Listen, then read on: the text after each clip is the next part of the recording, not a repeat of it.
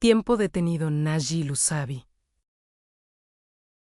Estación de memoria, día 404. Episodio 1. Despertar en el vacío. La ciudad rugía como una tos metálica. En la cima de Neo Estambul, gigantescos cables de energía que colgaban entre las nubes dividían el cielo como una telaraña. Mateo abrió los ojos cuando el reloj digital en el techo de su apartamento marcó las 6. Sintió un ligero ardor detrás de sus párpados. Era el procedimiento estándar de cada mañana. «Buenos días, Mateo», dijo Luna, la inteligencia artificial de la casa. Su voz era tan pacífica que recordaba la de alguien que ya había muerto, pero al mismo tiempo carecía de vida. Su paquete de memorias se ha cargado con éxito. Hoy es 15 de mayo de 2140, clima, lluvia ácida, 85% de humedad. Tiene una deuda pendiente de 1.2 créditos que debe pagar hoy. Mateo se sentó en el borde de la cama. Los recuerdos empezaron a aparecer uno a uno en su mente. Recordaba lo que había comido ayer, la mancha de café sobre su escritorio en el trabajo, los informes que debía terminar. Todo estaba en su lugar. Eso creía. Al ponerse frente al espejo, notó un ligero moretón debajo de su ojo derecho. Forzó su mente. En el paquete de recuerdos de ayer no había ninguna pelea ni accidente. ¿De dónde había salido ese golpe? Luna, dijo con voz entrecortada, ¿hay algún reporte de trauma físico en mis registros de ayer? Según los datos del sistema, ayer completó el día con un 98% de eficiencia y 0% de reportes de accidentes. Mateo, el moretón podría haber sido causado por un movimiento durante el sueño. Mateo no estaba convencido, pero el sistema no mentía. El sistema era la nube, y la nube era Dios. Cuando Mateo entró en el edificio de la Gestión Central de Memoria GCM, el silencio del inmenso vestíbulo lo recibió. Este era el lugar donde se guardaba el pasado común de la humanidad. Miles y Technicus frente a pantallas gigantes filtraban las cosas que la gente no debía recordar. El trabajo de Mateo era ser un extractor de residuos emocionales. Algunos recuerdos, a pesar de ser borrados, dejaban una huella en el subconsciente. Un olor, un sonido o un color podían activar un trauma eliminado. Mateo encontraba estas filtraciones y las extirpaba con un bisturí digital. Al sentarse en su escritorio, un archivo cayó frente a él. El número del archivo era extraño. 404 null. No existía tal codificación en el sistema. Al abrir el archivo, la estática que cubría la pantalla se aclaró lentamente. Era una grabación de video. Pero la imagen estaba tan pixelada que parecía extraída de una base de datos de hace 1000 años. En la imagen había un hombre. Su rostro estaba en la oscuridad, pero sus manos temblaban. «Mateo», dijo la voz del video. Mateo saltó de su asiento. Era su propia voz. Pero una versión más cansada, más vieja y mucho más asustada. «Si estás viendo esto, significa que has vuelto a despertar en la mañana del 15 de mayo. No apagues la pantalla. Solo tienes 120 segundos antes de que lleguen. No mires el calendario. No mires el calendario real. Hoy no es 15 de mayo. Hoy se día 404 de este maldito ciclo». El corazón de Mateo empezó a golpear con fuerza contra su pecho. «Luna, ¿qué es este archivo?», gritó, pero todas las pantallas de la oficina se congelaron al mismo tiempo. El Mateo del video continuó. Cada mañana, cuando cargan el paquete de memoria, en realidad borran el año pasado. Vivimos cada día el 15 de mayo porque no quieren que veamos lo que sucedió el 16 de mayo. Mira por la ventana, Mateo. ¿Ves esa torre gigantesca en el cielo? No es un transmisor. Es un generador de campo Cronos. Ha encerrado a la ciudad en una prisión temporal de 24 horas. Con manos temblorosas, Mateo intentó infiltrarse en las profundidades de la terminal. Hackeó los códigos de la aplicación del calendario de su oficina. Superó la interfaz estándar, atravesó los muros de seguridad y llegó al directorio raíz del sistema. Allí, encontró una carpeta oculta. El nombre de la carpeta era 32 de diciembre. El día que nunca existió en la historia de la humanidad. Dentro de la carpeta había miles de fotografías. La ciudad en llamas, gente rebelándose en las calles, estructuras metálicas gigantescas cayendo del cielo. Y debajo de todas ellas, figuraba la misma fecha, 3 de diciembre de 2139. De repente, sintió un frío detrás de él, la puerta de la oficina se bloqueó. Una voz suave y autoritaria resonó por los altavoces. Era la voz del director de la GCM, Mateo. Algunos datos son demasiado pesados para ser cargados. Hoy has decidido recordar demasiado, una vez más. Episodio 2. La zona gris y el muro invisible. Las ventanas de la oficina se opacaron de repente. El vínculo visual con el mundo exterior se había cortado. Mateo agarró el martillo de emergencia debajo de la terminal B. Sin dudarlo, destrozó la pantalla. Extrajo el pequeño microdisco de color cobre que iba directo al corazón de la base de datos B. Se lo guardó en el bolsillo. Protocolo de seguridad iniciado, dijo la voz de Luna. Ya no era pacífica. Se había vuelto mecánica, imperiosa B. fría. Mateo, por favor, quédate donde estás. Se ha detectado una desviación en la calibración de la memoria. El equipo médico está en camino. Mateo sentía los latidos de su corazón en los oídos mientras trepaba por el túnel de ventilación. Mientras avanzaba por el espacio estrecho B polvoriento del túnel. La voz del video que acababa de ver resonaba en su mente. El tiempo es un círculo. Mateo, ve, nosotros somos las hormigas sobre ese círculo. Cuando cayó al callejón trasero del edificio, a ese vacío gris donde la lluvia ácida erosionaba el asfalto, un anuncio surgió de los altavoces gigantes por toda la ciudad. El ciudadano 749, B. Mateo ha sido puesto en cuarentena debido a un fallo técnico. Se ruega a quien lo vea que lo informe a la estación de memoria más cercana. Descendió a los niveles inferiores de Neomarú, a los barrios de azufre, donde la luz del sol nunca llegaba. Este era el lugar de los vacíos, aquellos excluidos por el sistema que no podían recibir sus paquetes de memoria por completo. Mateo se mezcló entre la multitud. Aquí, nadie miraba a nadie a la cara, porque todos sabían que mañana se olvidarían unos de otros. En ese preciso momento, la pantalla holográfica gigante al final de la calle se oscureció y fue reemplazada por el rostro del director de la GCM, su mirada. Era tan afilada que parecía capaz de distinguir a Mateo entre miles de personas. Mateo, dijo el director, su voz resonaba en toda la ciudad. La realidad es una carga más pesada de lo que puedes soportar. Devuélvenos ese disco. Recuerda lo que te prometimos. Una eternidad sin dolor. Mateo empezó a correr sin mirar atrás.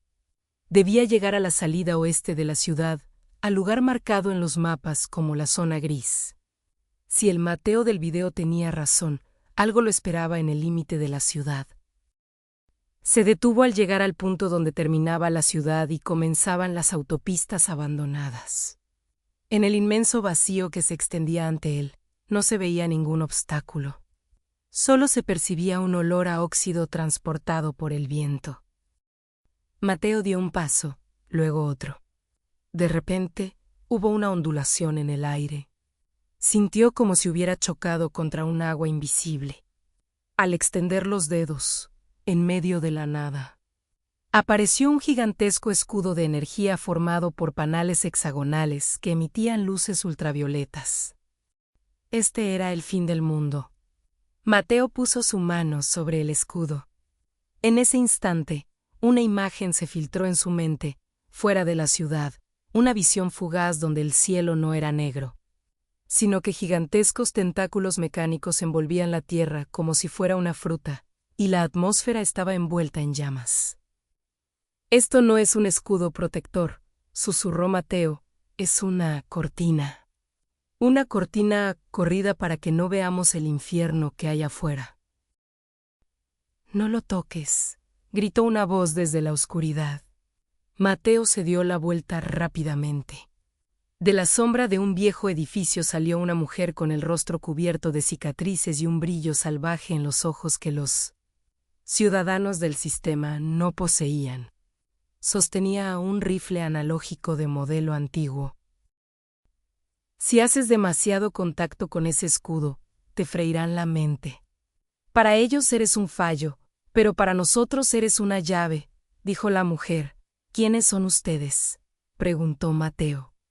La mujer, con una sonrisa amarga, levantó el brazo. No tenía un chip digital en su muñeca. Sobre su piel tenía tatuada una fecha al estilo antiguo, 16 de mayo.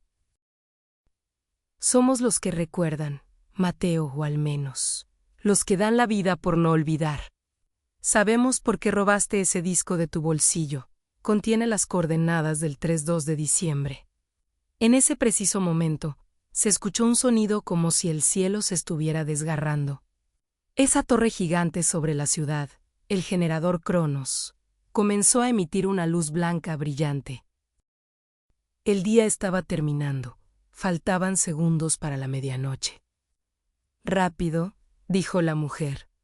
Debemos entrar al refugio antes de que comience la carga. De lo contrario, cuando despiertes mañana por la mañana, no nos reconocerás y todo empezará de nuevo desde el principio. Episodio 3. El refugio y el flag rojo. 23:59:55. La torre en la cima de la ciudad brilló con una explosión de luz blanca que rasgó el cielo como un cuchillo. Esta era la limpieza sagrada que ocurría cada noche. Mateo, arrastrado por la mujer llamada Alba, rodó hacia las frías profundidades del hormigón a través de una vieja tapa de alcantarilla. En el momento en que se cerró la tapa, una gigantesca ola electromagnética barrió la superficie. El chip en la nuca de Mateo chisporroteó como la picadura de una abeja. Un hilo de sangre brotó de sus oídos. Su mente comenzó a vaciarse, como un disco duro siendo formateado. Todos los recuerdos del 15 de mayo se borraban, el café de la mañana, las pantallas de la oficina, su huida. Cierra los ojos, gritó Alba. Repite tu nombre. No olvides quién eres. Mateo apretó los dientes. Soy Mateo. Soy Mateo. Soy Mateo. Su conciencia estaba atrapada en un torbellino. En ese instante, Alba presionó un extraño dispositivo de cables de cobre contra la nuca de Mateo. Este aparato, llamado el parásito, distorsionaba la señal de la nube. Mateo se desmayó. Cuando Mateo despertó, estaba en un amplio almacén iluminado por tenues luces naranjas. Las paredes estaban cubiertas de arriba a abajo con notas escritas a mano. Miles y papeles, miles de nombres. Soy Ahmed, padre de 3 hijos. No los olvides por nada del mundo. Lo que vino del cielo no era de metal, estaba hecho de carne. El sol no se apagó realmente. Lo apagaron ellos. Alba estaba sentada frente a él, conectando el disco que Mateo había robado del edificio a una vieja computadora. Bienvenido, Mateo, dijo ella. ¿Sigues siendo la misma persona o se ha vaciado tu base de datos interna? Mateo se incorporó sosteniéndose la cabeza. Recuerdos, la huida, el escudo. Pero todo es muy borroso, como si fueran los restos de un sueño. Tienes suerte, dijo Alba. La mayoría de la gente se está despertando en su cama ahora mismo, sonriendo a la mañana del 15 de mayo y diciendo, buenos días, Luna. Nosotros, en cambio, vivimos aquí, en el vertedero de la historia.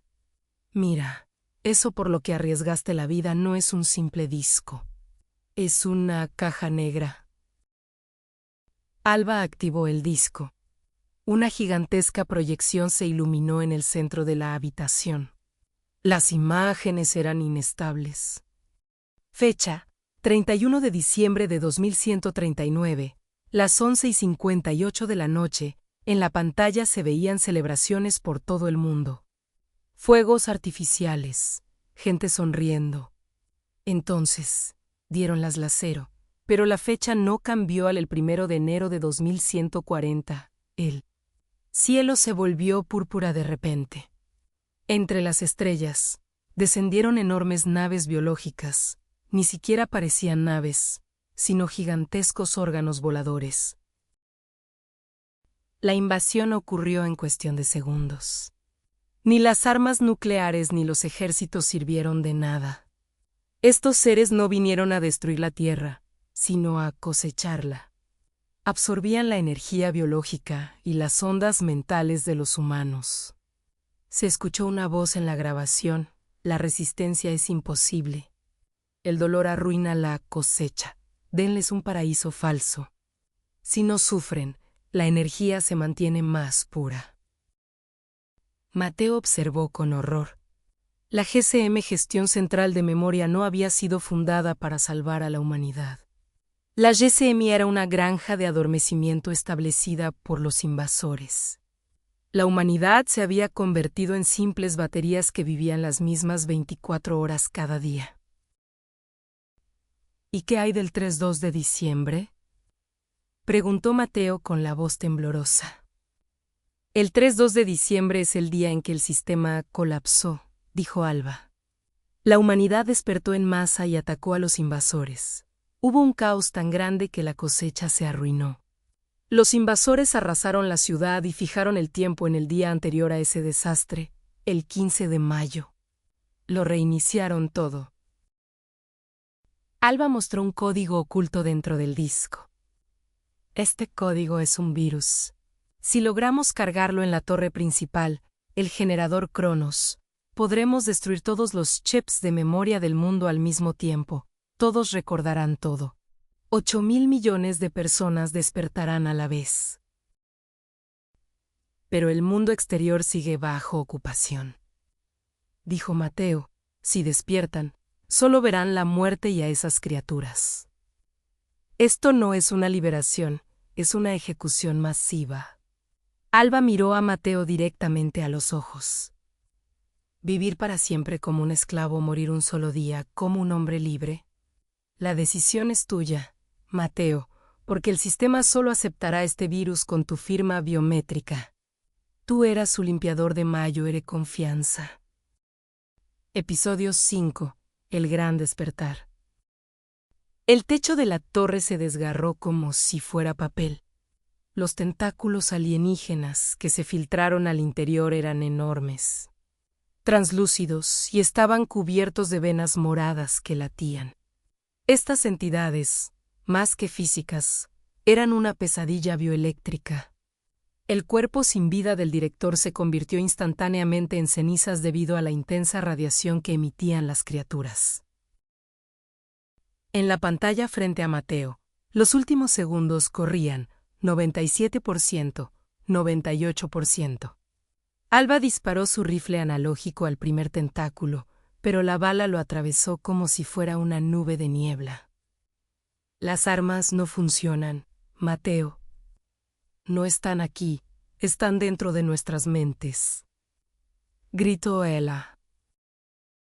Mateo ingresó el comando final en el flujo de datos de la terminal. Esto no era un virus, sino un protocolo de resonancia colectiva. Devolverles la memoria a los humanos los mataría. Mateo había encontrado un camino diferente: unir los dolores. Las iras ve las pérdidas de las personas en una sola frecuencia. 100%. Carga completada. En ese momento, los chips en los cerebros de los 8.000 millones de personas en la Tierra brillaron simultáneamente con una luz azul. Sin embargo, la gente no despertó. Sus cuerpos en las cápsulas seguían durmiendo. Pero sus sueños cambiaron. Una anciana que dormía en una cápsula en Houston vio a su hijo perdido en sueños. Pero esta vez su hijo no le tendía una flor, sino una espada. Un niño que dormía bajo las ruinas de Nueva York sintió en su sueño que los monstruos gigantes que cubrían el cielo en realidad temblaban de miedo. Mateo se arrodilló en el centro de la torre. Cerró los ojos y se filtró en las mentes de los 8.000 millones de personas. Escuchen, dijo la voz de Mateo, resonando en la mente de cada ser humano en el mundo. No despierten si despiertan, morirán. Pero unan sus sueños. Ellos se alimentan de nuestra energía. Denles veneno, denles el miedo y la rebelión. Las naves de invasión seguían absorbiendo esa energía pura y dócil que emanaba del sueño de los humanos. Sin embargo, de repente, la energía cambió. Una melodía dulce se transformó en un instante en un grito de guerra ensordecedor. La ira colectiva de 8.000 millones de personas se filtró como ácido en el interior de las naves biológicas. Las criaturas se enfrentaban al instinto evolutivo de supervivencia de millones de años presente en la mente humana. Esas gigantescas masas de carne en el cielo comenzaron a sacudirse y a explotar desde su interior. Los tentáculos en la torre se retrajeron. Las criaturas se retorcían de dolor. La mente humana se había vuelto tan compleja y oscura que ellos no podían digerirla. Mientras esperaban ovejas dóciles, se encontraron de frente con 8.000 millones de leones heridos. El sol comenzó a salir. Pero esta vez no era el sol falso del 15 de mayo. Los escudos de las torres se habían agrietado, y por primera vez el eucologeo gris y polvoriento del cielo se hizo visible. Las naves de invasión se retiraban de la atmósfera como carroña gravemente herida, huyendo hacia el vacío oscuro. La cosecha había fracasado. La mente humana era ahora un veneno inconsumible. Mateo, exhausto, miró por la ventana de la torre. Los escudos habían colapsado por completo. La ciudad seguía en ruinas. La gente empezaba a salir lentamente de sus cápsulas, mirándose unos a otros. Alba se acercó a él. «Lo lograste», susurró. «Recuerdan todo». Mateo observó los campos de cápsulas a lo lejos. La gente miraba al cielo temblando, llorando, pero en libertad. La atmósfera seguía siendo tóxica, el mundo seguía siendo un desastre. Pero ahora, el tiempo corría. Hoy ya no era 15 de mayo. Mateo sacó un papel de su bolsillo. En él había una sola frase escrita: «La verdad los hará libres, aunque les duela». Mientras la pantalla se oscurece lentamente, escuchamos la voz de Mateo. «Mi nombre es Mateo. Hoy es 16 de mayo de 2140. Por primera vez, despertamos a un día real. Y aunque este sea el último día de la humanidad, al menos será nuestro día». ¿Qué vida elegirías? ¿Una mentira indolora o una verdad que duele? No te olvides de suscribirte a Órbita. Sí, cuéntanos en los comentarios qué te ha parecido el final. ¿Qué crees que pasará ahora?